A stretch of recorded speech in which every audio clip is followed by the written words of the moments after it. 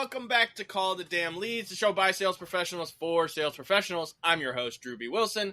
With more than 2 decades in sales, I've seen it, been through it, heard about it. Now I'm bringing it to you, my favorite people in the world, the sales community. Because let's be honest, this is the greatest job on earth. Doesn't matter where you come from, what background, what personality type, what gender. You can make an amazing life for yourself in sales so long as you do the work. And today's guest is definitely not a stranger to that. So I'm excited to welcome Miss Ursula Mentjes.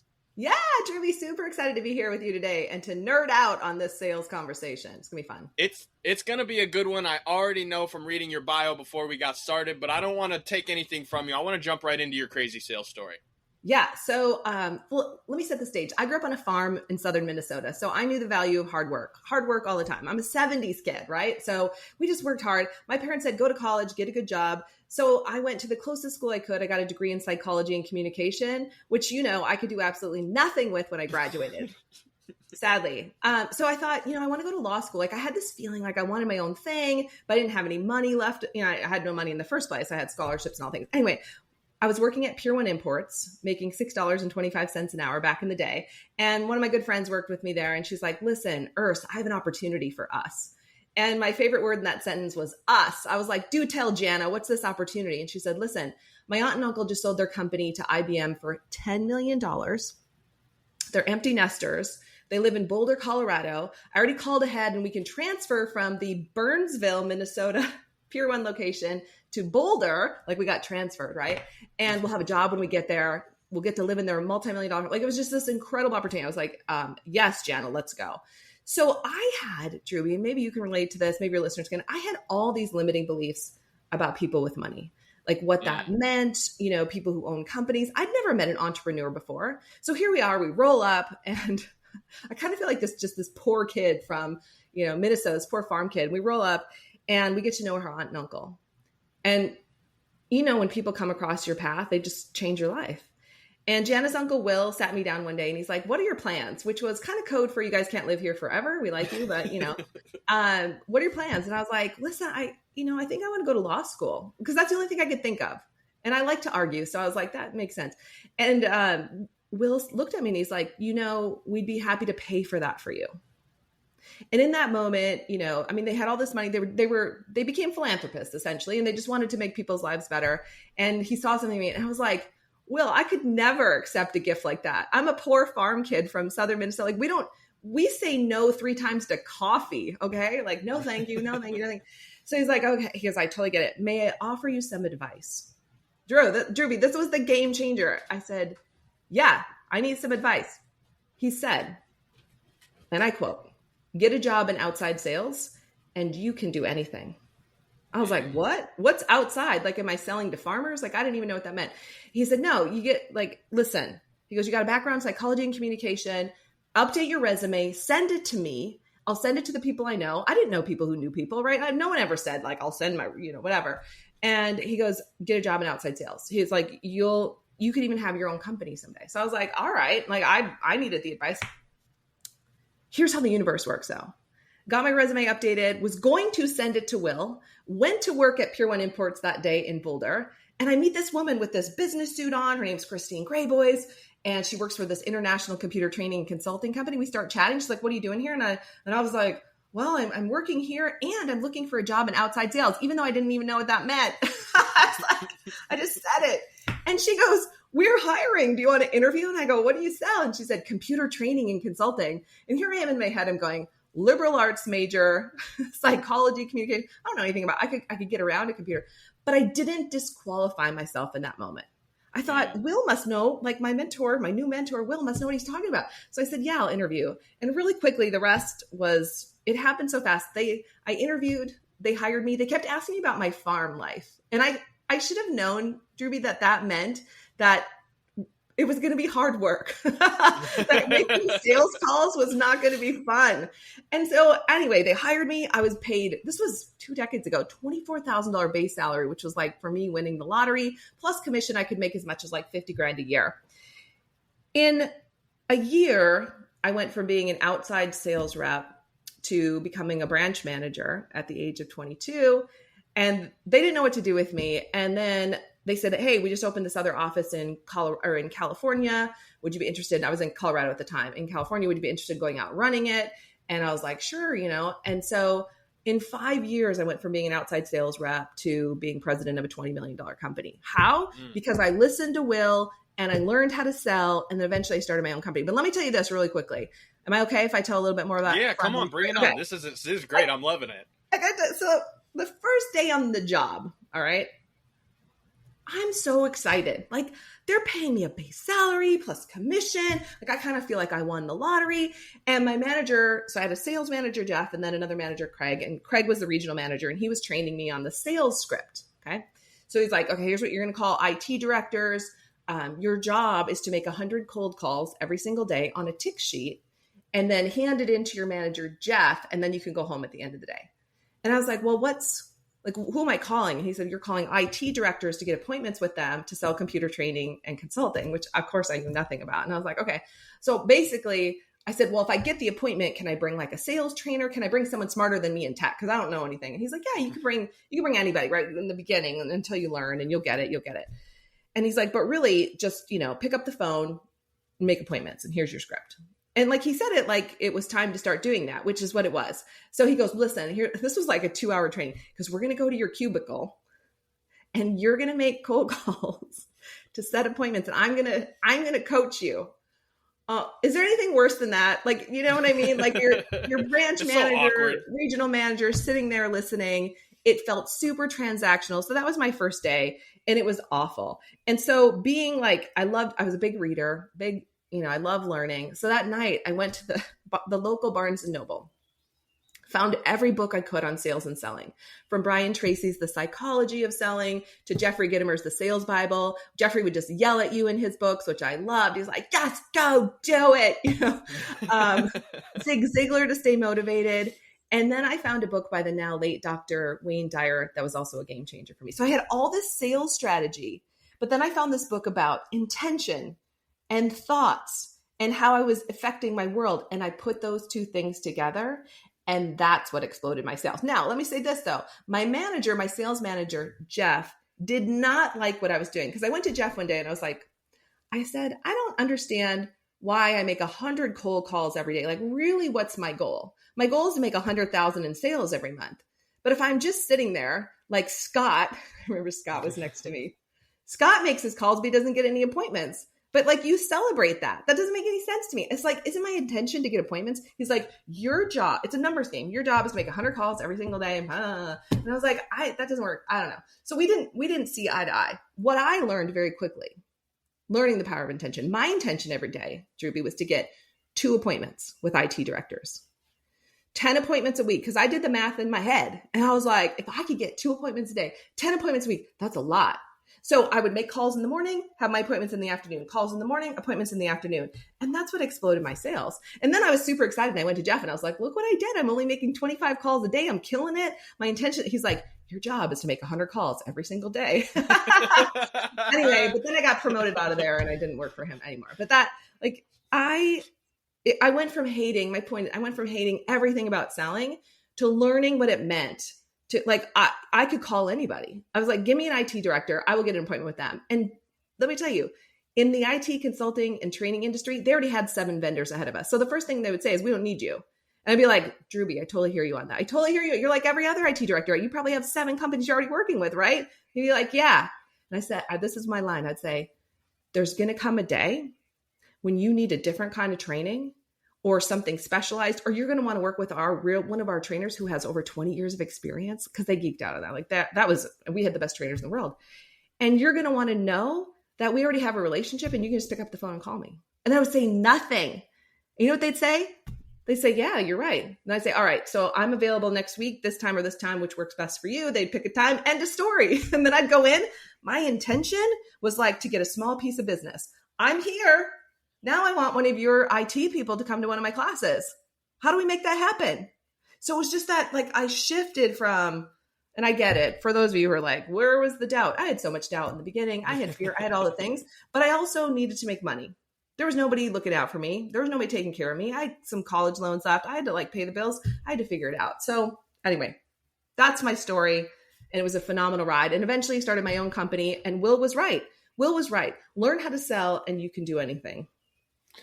There's so much I want to unpack from this. Like, let's do it. Kudos to you, because it's so awesome to me to hear stories from people who come from nothing and understand that that is the greatest position to be in, because there's nothing to lose and there's all but growth to have. And the first thing I'm going to get at is the 100 calls a day. Yeah. So in my business, one of the things I teach, I call it the 100-10-2 rule. And it's all about the intentionality. It's 100 outreaches a day with the intention of having 10 good conversations. And of those 10 good conversations, setting 2 appointments or closing 2 deals. Because a lot of different industries have different sales cycles, right? It's not a buy, call and buy today type thing. And my theory is always this: if you get 2 out of the 3 in any given day, you're having a successful day. Because you might make 100 calls and you might not get anybody on the phone. I mean, back when you were doing it, it was probably a lot easier to get people on the phone versus 2025, where they just hit ignore and it goes right to spam. But the goal is always to be having intentional conversations. Yeah. Because that's what moves the needle forward. And I love the aspect of, you can learn all the scripts, you can learn all the special tactics, you can do all the training, but it's the actual psychology of what do the people benefit from a relationship with you as their sales professional. That's all that matters. People only care about what's in it for them. I think that's a Zig Ziglar, right? They all WIIFM. What's in it for me radio. Yeah. And I would love to know, in those situations when you have a manager that's like, you got to make the calls. You got to make the calls. Doesn't matter that you're succeeding in every other aspect. Yeah. That internal doubt that you have to fight against, that resistance. For you, what were some of the things that you did to just keep pushing past, knowing that you were proceeding forward in the goal, even though these people were telling you were wrong? Well, his manager above him there were 2 of them who were very encouraging, and they saw what I was doing, and I knew they were watching me, which is why I got promoted so quickly. And so I was like, I can argue with my sales manager, but that doesn't really, it's not productive, right? And I also know that Scott is following his formula and he's next door to me. So I was smart enough to know it wasn't working for Scott because he wasn't being intentional, right? Like I just figured it out. I think at the end of the day, Drewby, and I, hearing part of your story, I think I knew, like, growing up the way I did, without sharing a whole bunch of my story, but I had a pretty tough childhood, which a lot of people did. And the massive gift in that was the resilience that I got. Mm-hmm. You can't tell me anything. That you tell me I can't do something, good on you. Let's freaking go. Let's go. So that ended up being such a gift. And it's such a funny thing to say. I'm like, I'm glad I didn't have a silver spoon childhood. I never would have done the things that I've done in my life. I never would have had my own business. I never would have written books. I never would have had this like core of me. Now, could my childhood have gone different? Could I have become a victim? Absolutely. I could have gone a totally different path. But I chose resilience. And that, I can't even tell you how many ways, in some ways, literally has saved my life, but has also allowed me to live a dream that I didn't know I could live. It's so cool. And one of the things that I heard you mention is, having a mentor, someone who was just willing to pour into you and share the game and say, listen, here's what works. Here's what doesn't work. And you took hey, I'm going to go do this thing and I'm going to listen. And I'll never forget my first day. Like, I was making, 20, 30 grand a year in insurance. And I went to the boss, my mentor at the time, and I was like, hey man, what do I got to do to make 6 figures? Cause like all these other people that are in sales are making 6 figures and I'm over here making 30 grand a year and I'm like busting my butt. And the guy said, you just got to be patient. In like 10 years, it'll be your name on the door. You'll be making lots of money. You'll be good. Now go back there and sell some more stuff. And I just thought, I don't know that you know me very well, boss, because like I'm the most impatient person in the world. I have zero interest in waiting to be successful. I'm trying to be successful now. And then when I got out of that and I went to, working in the tech startup that I was a part of, the mentor there said, hey man, this is your chance to literally get rich and build a kingdom, or you can screw it all up. The choice is yours. And what you said was, I made a choice. You made an active decision to say, this is what I want out of life, and I will take no ifs, ands, or buts about it. And you went after it with your whole heart and intentionality. And I think that's kind of the theme of the show, is the intention behind what you're doing and why you're doing it, because it's the why that ultimately gets you to that thing. Is, hey, here's the deal. You know that you need IT sales and training, and at some point you're going to want to chat with us. And if that's the case, then why not start this relationship small? Let's just get to know each other, right? We don't have to go crazy. And that's the kind of sales that I love, because I'm not someone to be pushed in. Like, I don't like that hardcore in your face, got a one call close. It's so boring. But for you, like, as you progressed into your own company and started going through this, how did you make sure to transfer that idea to the other salespeople that started working for you? Because it's a definite shift of mindset. Yeah. To your point, I mean, for me, relationships have always been everything. And I treat everyone the same. I had a friend of mine one time, she came down to see me working at the branch office that I was working at the time. And we were pretty young. And she comes in and she was watching me interact with the team. And she goes, it's so interesting. You're the same person here that you are back at the apartment. And I was like, well, why would I be any different? And, you know, especially 2 decades ago, there was kind of this feeling like when you're in the corporate world, you got to act a certain way. But I knew very early on that treating people like gold and really caring about them was everything, By the time I was president of that company, I was 27 years old. Like, I didn't have a lot of experience, but I was just figuring things out, right? I was the president of the company, walking around giving people, I'll never forget this, like ice cream sandwiches and just sitting down and having conversations. Eventually I got a degree in marriage and family therapy just for fun. But I will tell you, like, my revolving door was people coming in and talking to me and saying like, hey, this is the thing that I'm challenged with. And you know what I learned very quickly is that my employees, they couldn't do what they needed to do. My sales reps couldn't do what they needed to do without knowing that I cared about them and without that level of support. So I took that, you know, when I started my own company, the same thing for my team members, and the same thing that I taught when I would go out and work, because I coached a lot of sales teams too. I cared about them the same. I just care about people. And that translates. People feel that. It's so fun to see the shift in someone that you're working with when they when the light bulb comes on and they go, wait, so like, I don't have to memorize these scripts. I don't have to be like this. I can genuinely just like care about people and want to solve their problems, and I'm going to make more money. Right. It's almost like confusing to them.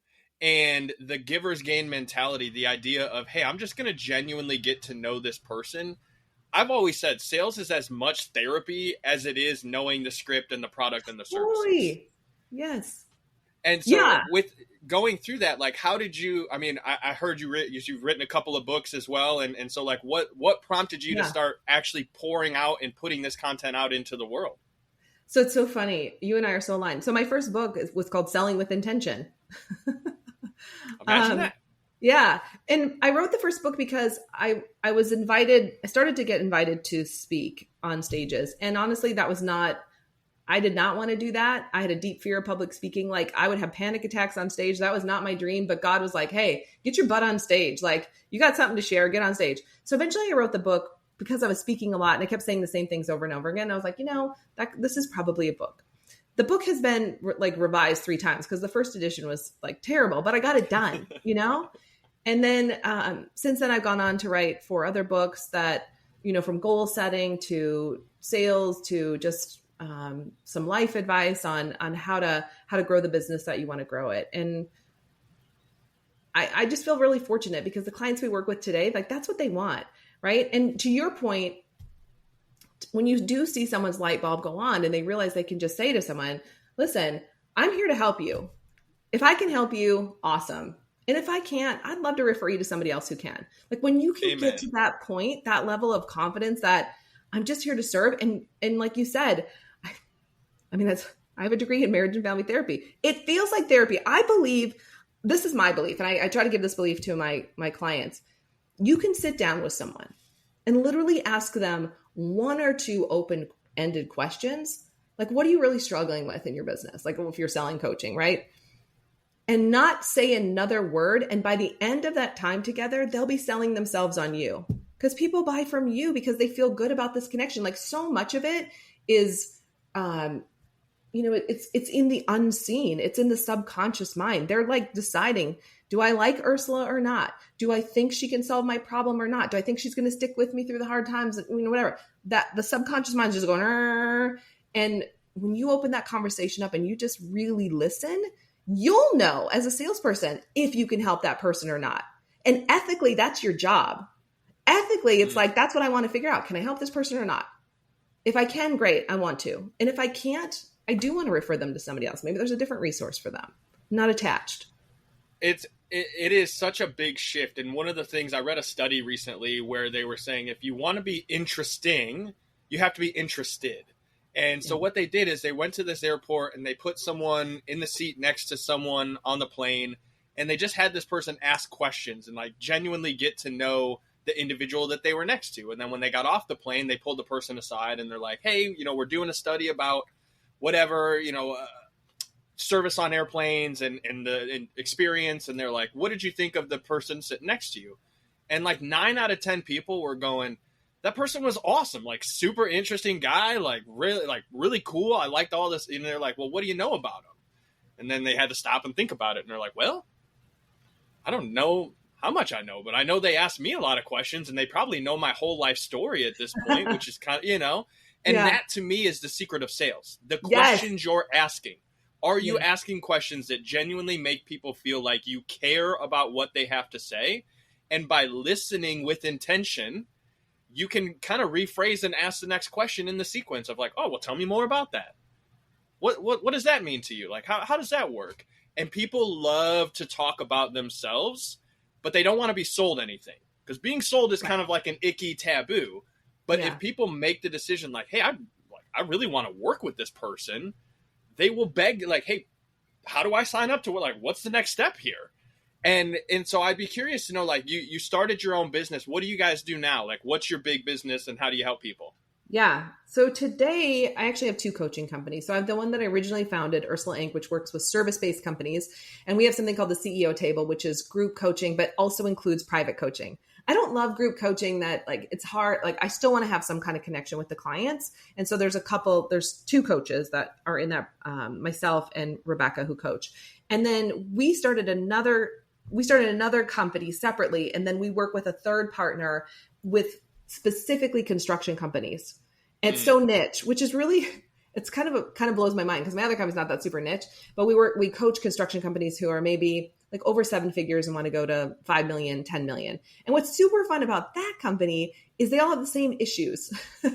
So we've taken a deep dive into AI and we've been able to create so many powerful tools for them that work here. And we just customize this one. And so in addition to the coaching, they're going from like, multi-millions to 5 million. We have a client now. We have a client who I think is around 5 million, wants to go to 10 million. He needed a solution with his bid process, right? And when you walk in, it's so much easier to see what's going on than it is when you're in the business. So we used AI to help him fine tune his bid process. And in one day he got out from under he had 5 million bids that were just sitting there. You know what? That kid's going to hit 10. He's like a kid. He's like in his 20s. He's going to hit 10 million. He's going to hit 10 million before he can sneeze, right? With this one piece. So that's what I do today. We have these 2 different companies. And it's a blast. I love it. My mission is to help as many entrepreneurs as I can make a lot of money so they can give back to organizations they care about, right? Because all entrepreneurs want to make a difference somehow, right? Mm-hmm. And live a great life, whatever that is for them, right? So I feel like I get to live the dream every day working with clients. I often try to express to people that success is a perspective.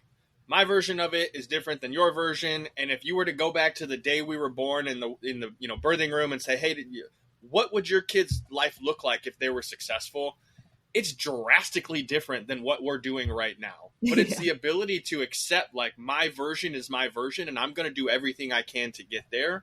That is what allows people like yourself to go from, Minnesota farm girl to running multi-million-dollar companies and helping other people absolutely not just change their life, but every person they work with directly, whether it's a client or an employee on their team, they're able to bring all of the wisdom that you've gained over your years of experience to them in a way that allows them to be more successful and create their version of it. Yeah. And what I love about what you said is we're in the construction industry is the riches are in the niches. Because if you truly understand what your clients are going through, as you said, a lot of them have the same problems. And if you can understand that, you're like 2 steps ahead of where they are. So they almost think, she can read my mind. This is crazy. How did you know? And it's like, well, turns out everybody that goes down these journeys, to go from 1 million to 5 million, there's a couple different things you have to figure out. And then once you get to 5, now you got to figure out these next couple of roadblocks to get to 10 or 20 or whatever that number is, because everyone has some arbitrary number they're looking for. And so I love the fact that you realize, hey, if we can just help these people figure out this one big problem, it's going to springboard them into the next season. And ultimately, I know we could probably nerd out on this like for hours, but I want to be respectful of your time. So what's the best way for us to find you, follow you? I think you have something that you wanted to share with the audience. What's that all about? Yeah, thank you so much for the opportunity to share and just have this conversation. I think it's really rich, and I hope we help people who are listening. I know we will. You can find me you can go to our website, ursulainc.co. So that's still there. And then I'm on Instagram, Facebook, I'm on TikTok. Those are the main places. And then we put together a little package called Nail Your Sales Script. It's free. And I know you can have that link in the show notes. And so back to in the very beginning, when you're talking about like 2 decades ago, we had real phones. My 11-year-old son doesn't know what a real phone is, but anyway, we had real phones and they plugged into walls and things. Anyway, so you were right. Like we would just sit there and pound the phone, like literally like this. I still believe cold calling works. I know you do as well. We still help our clients cold call. Is it different? Yes. And so the bundle that we put together, the Nail Your Sales Script, basically helps you clarify your sales script, and you can use it in email. You can use it in private messaging. You can I have a voicemail script. You can use it in your voicemail and ask people to call you back, right? Even if they're not answering. So anyway, that's our gift, and I hope it's helpful to people. Well, I appreciate that you still believe in the power of the phone call. And what I try to express to people is call the damn leads is exactly what it is. And also it's just a mantra for creating connection, being intentional with the actions that you're taking. And from the sounds of it, that script option that you've given away, I'm going to make sure the show notes have the links to everything, because I think people are going to really appreciate that. But it's just that it's being intentional with the conversation that you're having, no matter where you're having it. And that is going to be an absolute game changer for people. So thank you for sharing that. I really do appreciate it. And I'm excited to go and, personally go and nerd out on it, because that's the stuff that I'm always learning. And if it can help me get better, then it'll help other people get better. So Ursula, thank you for taking the time to create the content, to share your story, because I know there's someone listening to this. It's like on a farm right now thinking, damn, I don't have to stay stuck here forever. I'm going to go and actually do some stuff. This is awesome. So just, again, truly grateful for the opportunity to chat with you today. Yeah. Jeremy, thanks for having me. And thank you to all your listeners. And I wish you guys the best this year. Hey, well, if you enjoyed the show, share it on social media, tag your friends, tag somebody that needs it. Maybe even send this to someone who absolutely sucks at sales. Don't tell them they suck, or maybe tell them. Sometimes people need the hard truth. But either way, share this episode. It's packed with wisdom, packed with value, and an amazing story of overcoming all the things that so many people use to keep themselves from getting where they want in life. And if you have an awesome story like that, if you've been through some things and you know that sales has changed your life, I'd love to invite you to be a part of the show. Head over to callthedamnleads.com/podcast. Send us your details. We'll get you booked in. And again, just make sure that whatever you're doing today, do it with intention, because the intentionality is what's going to get you where you want to be in life. So from here, you guys know what to do. Go call the damn leads. We'll see you on the next one.